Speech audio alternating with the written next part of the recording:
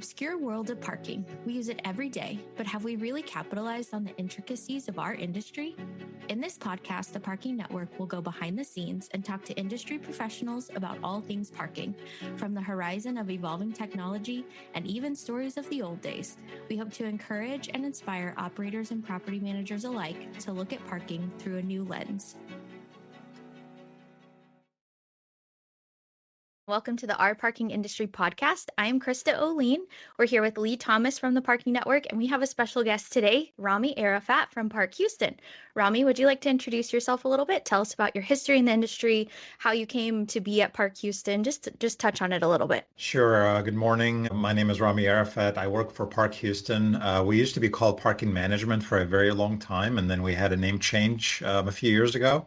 So in case folks are wondering what ParkHouston is, we take care of all the on-street parking for the city of Houston. We cover about 672 square miles, so a big area to cover. I'm sure everybody knows that Houston is the fourth largest city in the U.S. We seem to continue to grow and grow and grow. I have been in the parking industry now for about 10 years. I came from a very different industry, payroll, and so this was definitely a big shift for me, but it has been a worthwhile experience thus far in the 10 years that I've been here, and I'm glad to be on this podcast. Thank you for inviting me. Absolutely. So just a little background. We had the pleasure, our team, TPN, had the pleasure of hearing Rami speak on panels at the TPTA conference down here in Texas. It was held in Houston, and we got to go visit and see him. And we were like, we want him on our podcast. He's a wealth of knowledge in that short 10 years. So the parking industry is, we kind of talked about this in our pre-chat, but it is dense. There is so much to learn. Every aspect of it is different. We talk about all of those different things on our podcast here, but we love that you're here to talk about on street and really focus in on what that looks like in such a large metroplex like Houston. So one of the first things that I want to talk about that is, Uber Eats, Amazon, how has that changed or caused the on-street parking to have to adjust? So ParkHouston has both a commercial permitting program and a fleet program. And let me just take a couple of minutes to describe both. So we issue different types of commercial permits to companies like Amazon, UPS, FedEx, USPS. And mainly the reason for that is any one of these companies that has fleets of trucks, they can buy a permit. That permit gives them the ability to either park at a meter, a standard meter, for a designated amount of time, or park in specially designated commercial parking zones. And so the fees for those permits vary depending on whether you only want an hour a meter or you want to park in a commercial zone all day if you want to load and unload. So that has been in a part of our permitting program for quite a long time. The fleet program is for companies like UPS, Amazon that have many delivery cars around on the road. And basically what happens is sometimes they buy the permit, sometimes they don't. And when they don't, they accumulate citations when they park at meters without the permit, obviously. And we find them, we issue citations. And then over time, those citations accumulate. And so we have someone here on staff that actually communicates with account managers on their side and works with each company to resolve those citations. So every month, each one of those companies gets a report of all outstanding citations that they have been issued by us for the previous month. And we work with them to basically get payment on those. And honestly, by and far, that program has been really successful. In the past, before we implemented this, it used to be very haphazard. Sometimes they pay, sometimes they didn't. Who knows how much money they owed. But once we brought this program online a few years ago, it's been really helpful for both us and for the companies. Because honestly, a lot of these companies, they're big companies. They're very busy. They have, deliveries to make to you and me. And they're not worried about how many citations they have, or they're not worried about sometimes where they're parked. And so they actually appreciate the fact that we do keep up with that and give them a report at the end of the month. This is how many citations you have. Please go ahead and satisfy it. And like I said, by and large, they do. So that's been pretty successful for ParkHouston. Yeah, it probably also helps them know which of their fleet vehicles or delivery vehicles don't have the permit that maybe they thought they should have, or maybe they need to issue to them. So that sounds like a great program. And I love the idea that it's been successful. Usually Yeah. we hear a lot of like Yeah. non-successful Yeah. citation stories. So, I do want to add something very interesting that we've found over the years. They all know about the permits mhm, and they know exactly which permit they need to buy to avoid being cited. mhm. Some of them choose not to intentionally, and they just write it off as a cost of doing business. Yeah. And when we've talked to them, had meetings with them in the past, that's exactly what we were, told. Yeah, we know we can buy permit A that will give us access to this meter or give us access to this commercial zone, but we don't want to worry about it. Just send us a report at the end of the month. We'll pay you off. We know that we double park sometimes. We know we park at places that we're not supposed to park, but we have deliveries and we have timelines that we have to meet. This is Mhm. just for us the cost of doing business at the end of the day.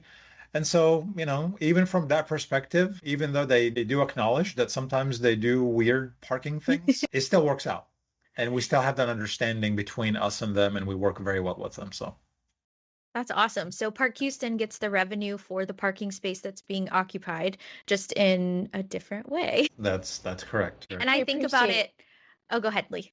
yeah, I just appreciate that story, Rami, because something that we're wondering about is how can we increase communication with our customers and do it in a productive way. And so I appreciate your example and your story of just having a conversation with these potential permit holders Yeah. is positive, no matter what they choose, just talking about it Yeah. helps.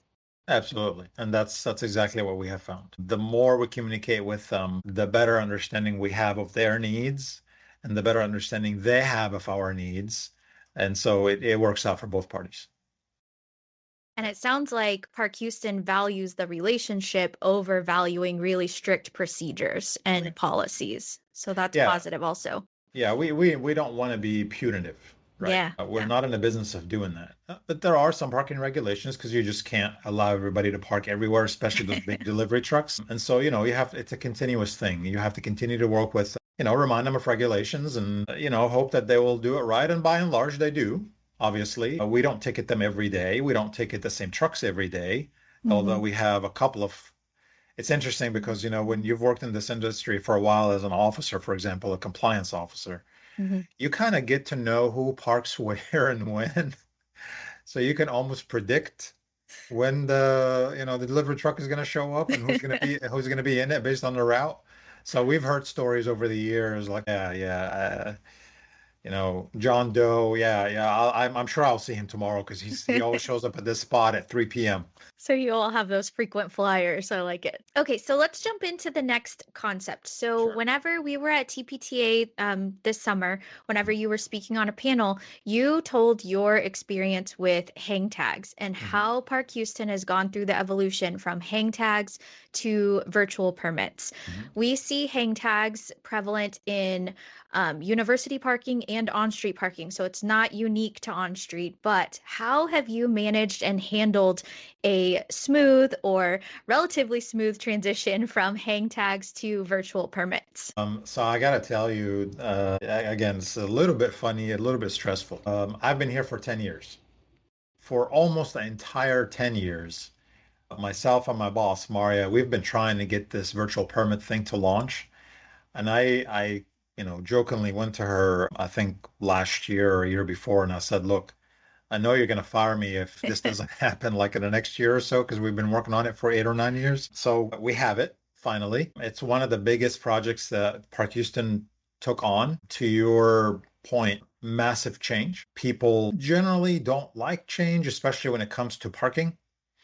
And so to go from hang tags to just online permit, basically a digital permit, was really an interesting concept that we really had to explain to people. So let me give you a quick rundown of how that went. So obviously before we even so anytime we embark on something that big of a change, we engage stakeholders. And so we started basically prep in going out to the communities and talking to folks. And literally, I mean, it was sometimes we just went to coffee shops. We met them where they wanted to go. Yeah. We went to community centers. I remember one time we went to a pizza place. Pizza was okay, but yeah. Um, it was every which way where people were, we went to them, we talked to them, we told them, hey, this is coming. We know you have questions. Here's what the program is about. So just to kind of give you some perspective, ParkHouston issues roughly about 30,000 permits a year. Wow. A lot. And the way that this program went is we have almost 200 residential parking permit areas in the city, almost 200. We knew that there's no way we're going to be able to launch all of them at one time. It's just, it would be a massive undertaking, Yeah. both from a technology standpoint and just from the sheer volume. And so we launched 50% last year in November. And so that was about 100 areas, give or take. And definitely some challenges. With anything that involves technology, there's always challenges in the beginning. There were some software issues, some glitches, some issues with some of the residents that may not necessarily have wanted to make the switch, even though they were eligible. And so we kind of worked through all. To be quite honest with you, that this topic alone would probably take our entire hour. So I'm trying to be very concise because it was a very, very, very involved project. The good news is, a lot of lessons learned from this first 50%, since, summer of last year until now. We're getting ready to launch the next 50% on November 1st this year. Okay. So technically, on November 1st this year, 100% of all of our residential parking areas will be eligible to buy a digital permit. Wow. And so, we're doing the same exact thing again this year that we did last year. We're setting up community meetings. We've already had a couple of them. We've got more coming. It's just all about, communication with these things is massive, massive, massive. The other thing that's really important with this is we have other law enforcement agencies that help us issue tickets to people, right? So Houston Police, Sheriff's Office, constables, park rangers. They they're all our partners, and they all are allowed to issue parking tickets and tow vehicles if needed. And so we had to really work hard with them. It's one thing to control what you can do here in the office. Very, very different when you're dealing with an outside agency that you are relaying information to, and then they in turn take that information and relay it to their officers. Very different. And so there was a lot of meetings and communication back and forth just to make sure that things are being done right and being relayed correctly to those officers that are ultimately going to be responsible for, administering that program. And again, we had a few challenges in the beginning, but really by and large, things have been going decently smooth. So that's it in a nutshell for that program. Yeah, well, before we leave it, I'm so curious, in the first 50% that launched last year, what challenge do you hope to do better with this second launch? To be quite honest with you, the one thing that we did not do last year that we're doing this year is communicate out earlier. So we didn't start communicating out to the residents of the first 50% until probably maybe about 45 days to 60 days prior. This time we started communicating out 6 months prior. Wow. Because we saw once we communicated out to that first 50% last year, there was quite a bit of, again, change is it's sometimes not easy for everybody. There was a lot of, noise coming back as far as questions and concerns and things of that nature. So we spent a lot of time trying to communicate out and kind of smooth those over. And so this time we wanted to get, a very early head start. And so, so far, I think that's paying off because, for one, we're getting a little bit less pushback. And then for two, we have the time to address it before, the next 50% actually launches. And if you're wondering what kind of communication we've sent out, we sent out, again, beyond the meetings at the places that we've been to and community meetings, we've sent out postcards, we've sent out letters explaining what the new program is all about. And then obviously in the next, month or so, we're planning on sending out another round of postcards saying, hey, this isn't, much closer than it was 6 months ago. And then sending out a final communication letter kind of explaining the steps and, how to sign up and all that stuff. So that's coming. So in our first two topics, communication has been something that you've really focused in on. So is that something that you, Rami, brought to ParkHouston, or is that something ParkHouston has always excelled at, do you think? I will tell you, my boss, Maria, has been excellent at engaging stakeholders since my day one here. So I'm sure that's something that she's had even before my time. But going to a few of those meetings initially when I was learning the tricks of the trade and seeing the interactions and seeing how much even, I mean, look, we've been to some contentious meetings. Not everybody's going to like everything that you do, especially in parking. And nobody really likes to think about parking, you know? They just want it to be an afterthought. I just want to show up to a place and find a place to park, man, Just make it available for me kind of thing. But even during the contentious meetings, people at the end always appreciate the fact that you took the time to go to them and engage with them, hear their concerns, and attempt to answer the questions and their concerns. So even in bad situations, communication is always good. Absolutely. In our industry, talking about parking specifically, with the concept or the idea of having a mentor is so critical. None of us come into this industry with the skills it takes to do everything well that the Yeah. parking industry requires. So having a mentor that can teach you and guide you along the way is so invaluable. So going into, you touched on this a little bit, but citations. So we talked about citations with the the permits for the commercial vehicles. And then we've talked about how you have to implore the sheriff and the local police department for citations in the residential space. How has your department really tackled the idea of citations? So you talked about how you have almost a new department. So what other developments have you all made as the virtual permits have been issued as far as citations go? So we have okay. So just backtrack for a second here. So if I get a citation today, if I pay it within 30 days, I'm good, right? Mm-hmm. After 30 days, there's what we call an escalation fee that gets added on, basically a late fee. And then if it's still unpaid after 90 days, then we have a collection vendor where these citations go to, and then Okay. they start collecting on our behalf, right? So, Mm-hmm. it's just like any collection agency. And so when that happens, there's an escalation fee of 30% that gets tacked on to whatever the amount due is at that moment in time, at the 90-day moment in time. And then it goes on to the collection agency and they take it from there and they work your account basically. So we work very closely with that vendor and we've had that same vendor for years. So we have a good business relationship established with them.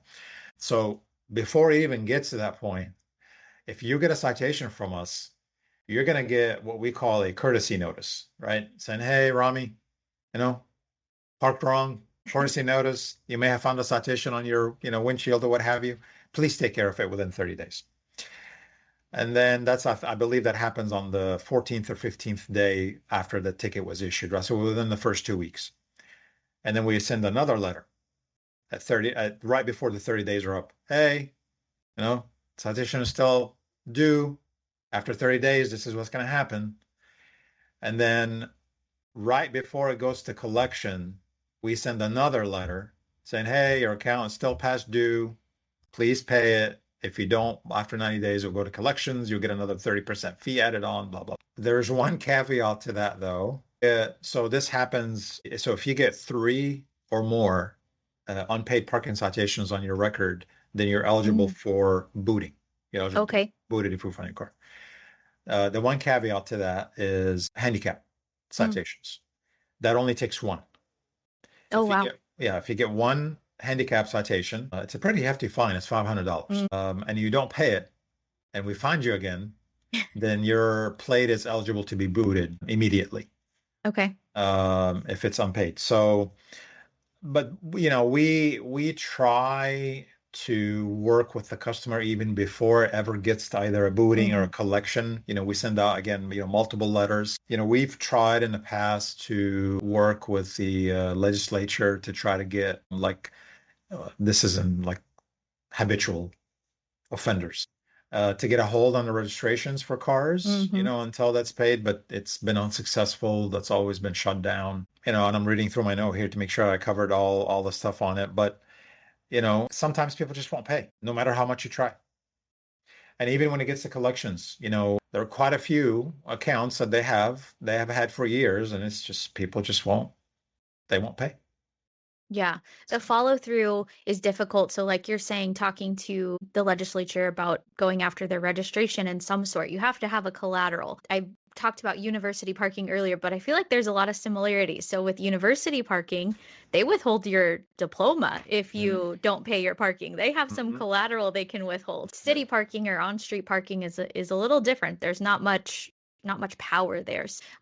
I appreciate the fact that you guys are trying to handle it internally, but then whenever it gets to a certain point, you pass it off to a third party vendor because it's not really worth your time and energy as ParkHouston to keep seeking those out because the likelihood of collecting it is so diminished that you might as well outsource it. So I love that idea, using your resources wisely. Have you seen an increase in citations since you made the switch for that 50% of hang tags to virtual? Not really. I can't say we have. The last couple of years have been, actually, the last few years, excluding the pandemic years, of course, have been pretty steady as far as citation issuance. We did get a little bump up last year, but it was not a significant bump. I am not sure if that's related to, the whole virtual permit program or not. But I guess the telltale sign will be when this other 50% goes on live and then everybody is live, then probably around this time next year, then we can take a look at the data and kind of see if there's any correlation to that. Yeah, that'd be an interesting detail to learn. Go ahead, Leigh. Yeah. Sorry, Krista, I keep interrupting you. I'm wondering about support staff from the transition from the hang tags to the virtual permits. Have you had to hire more people to support that program, or do you anticipate having to hire more people? No, we have done it with existing staff that we have. Yeah, I've got 8 customer service agents. They multitask like crazy. They have to. The virtual permits project was obviously a big change for them too. I mean, most of the ones that are on the staff now have been here for quite a while, and so all they knew was hang tags, right? And obviously they've had to adjust, just like everybody else. So, but no, we have not done any additional hiring to support that. How did you intentionally train your support staff to make the transition?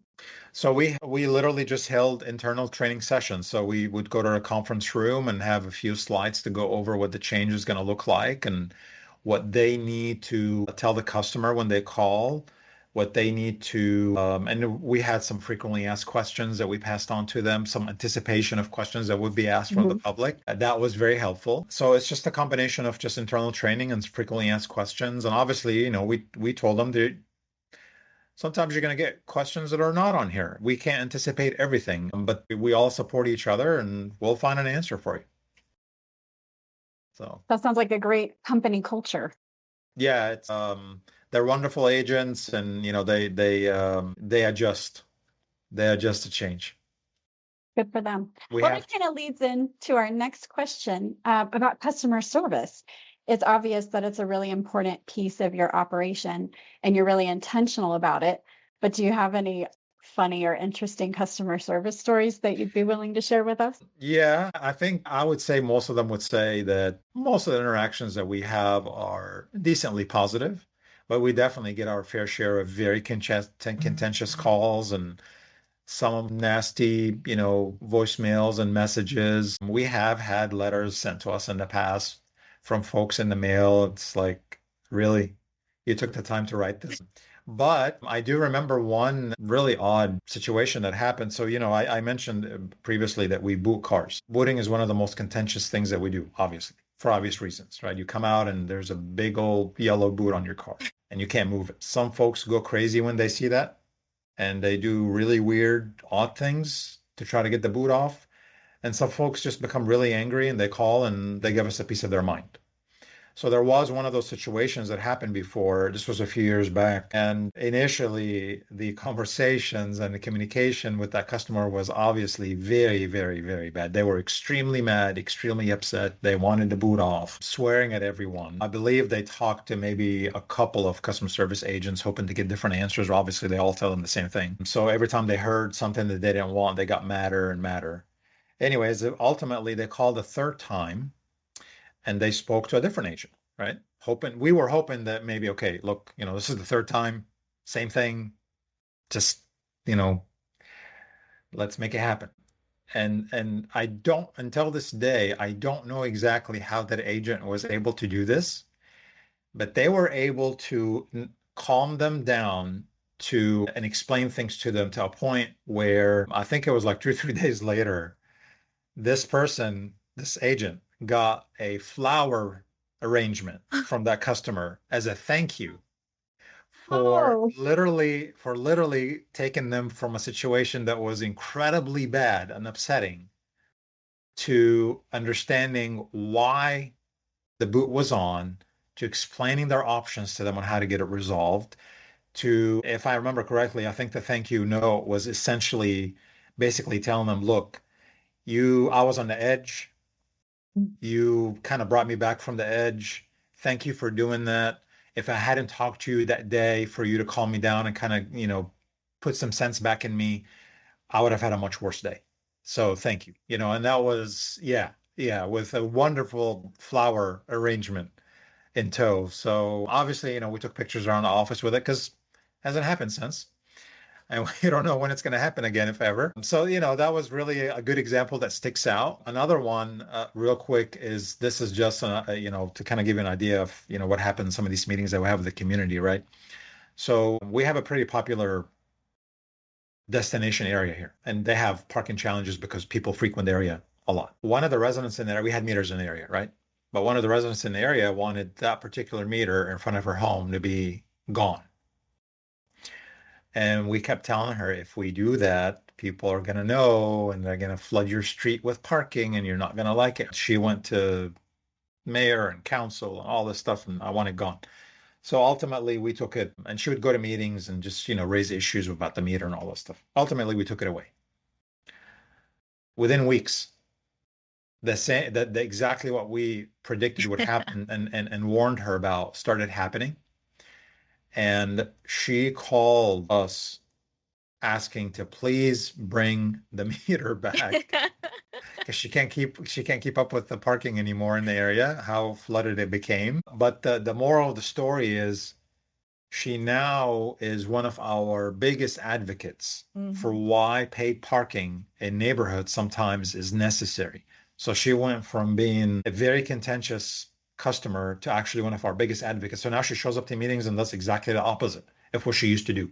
When people stand up and say, I don't want this or I don't want that, why you're putting paid parking, she's one of our advocates that explains the situation that happened to her and explains why there are benefits to be realized from that. So, that's obviously nice to see. She's become a good champion for us. Wow, those are both great stories. I feel like you can't be here for 10 years in parking and not have great stories. So Yeah. thank you for sharing both of those. Going back to the first one, I just can't help but think that the the patron that was upset, it wasn't about the parking.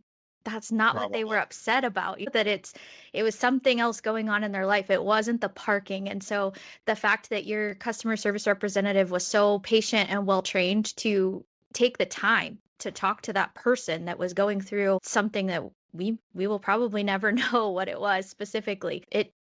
I mean, change their life potentially. That's spectacular. And I love that the advocate that you're talking about for the residential meter takes time and comes to the meetings to support the activism that ParkHouston is trying to do for residential parking. Both of those are great. Great, great, great. Leigh, did you have anything else you wanted to chat about?